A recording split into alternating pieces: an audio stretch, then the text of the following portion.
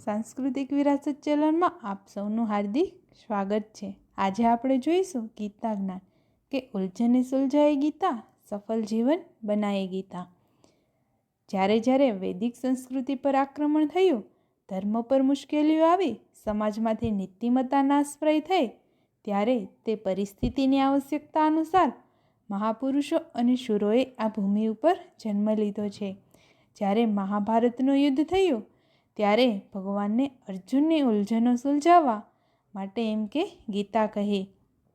આજે નાની નાની વાતોની કે જીવનની મુશ્કેલીથી આજનો યુવાન ફસાયેલો જોવા મળે છે, ત્યારે માં ગીતાના વિચારો દ્વારા તે સફળ જીવન બનાવી શકે છે। આપણને ભગવાને જે શક્તિઓ આપેલી છે તેમાંથી આપણે કેટલી વિષયોને આપવી તે નિશ્ચિત કરવાનું છે।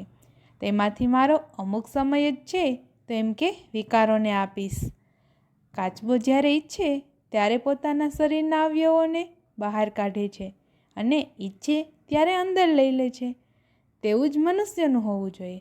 જીવનમાં ગમે તેટલી મુશ્કેલીઓ આવે તેનો ઉપાયમાં ગીતામાંથી એમ કે મળી જ જાય છે।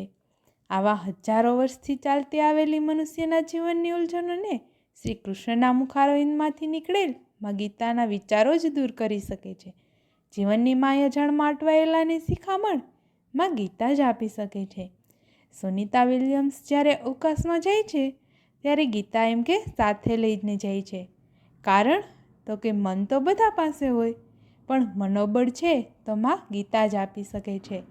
આજે કોર્ટમાં ગીતા છે એમ કોર્સમાં પણ છે તો એમ કે માં ગીતા એમ કે હોવી જોઈએ।